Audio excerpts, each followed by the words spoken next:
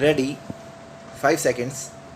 उपाध्यक्ष महोदय, तब उन लोगों को कुछ आशा हुई कि हम लोग भी उसी तरह चल सकते हैं जिस तरह से पहले चल रहे थे।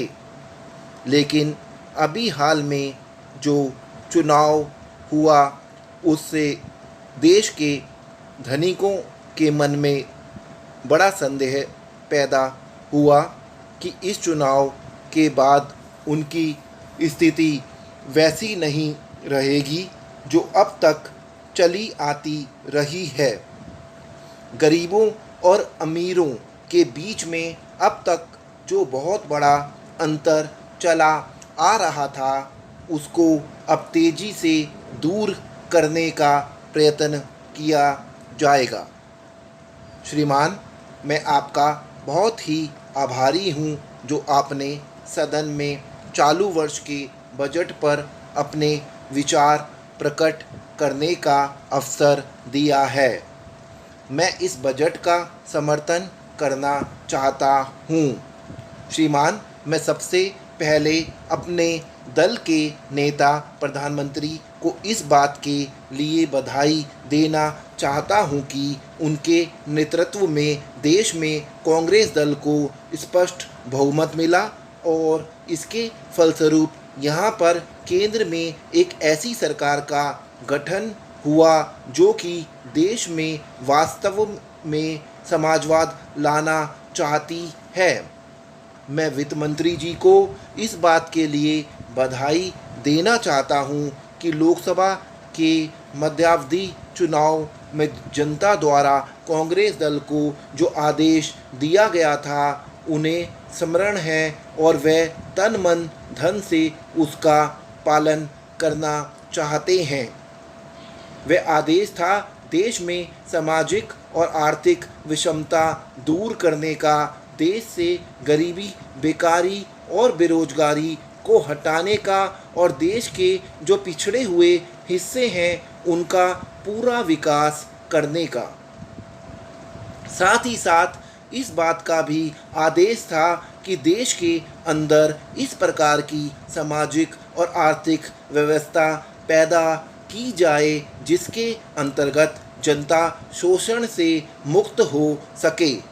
श्रीमान, यह ठीक है कि देश में कृषि के क्षेत्र में उत्पादन में वृद्धि हुई है, परंतु इसके साथ ही साथ यह भी दृष्टि में रखना चाहिए कि लागत में भी पूरी वृद्धि हुई है।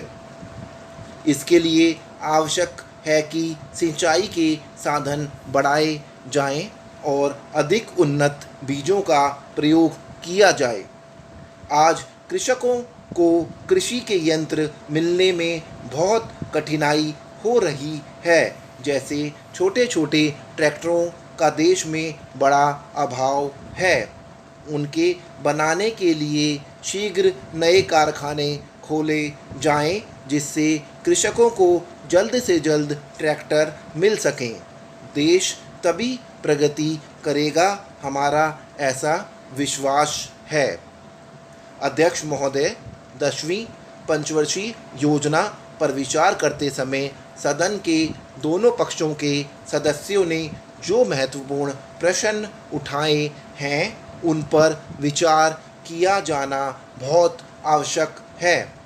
अध्यक्ष महोदय, 9वीं पंचवर्षीय योजना का अब अंतिम वर्ष चल रहा है और इस योजना के अंदर जो चीज़ें कही गई है ऐसा लगता है कि उसके अंदर परिवर्तन करना कठिन है, बदला भी नहीं जा सकता।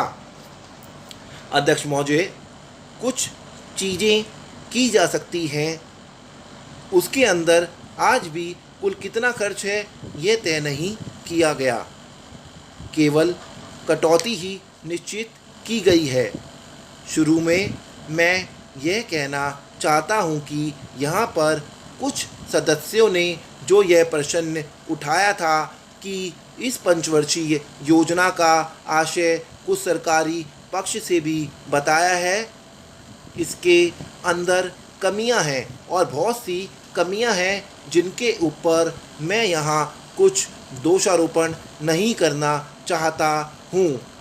मैं चाहता भी हूँ कि इस तरह के प्रश्न ना उठाए जाएं तो ज़्यादा अच्छा है। यह योजना सरकार ने बनाई है। यह योजना मंत्रिमंडल ने पहले बनाई और अनुमोदन होने के बाद भी इसमें कुछ कमियां रह गई हैं। तो यह कमी रहने का दोष किसके ऊपर है? मैं समझता हूँ सदन के सभी सदस्य इसको जानते हैं। बहुत से लोगों ने दिल्ली के प्रश्न उठाए जो दिल्ली के साथ अन्याय किया गया है, तो मैं समझता हूँ इस बारे में सब आवाज़ उठाएं। इस बात की आज ज़्यादा ज़रूरत है।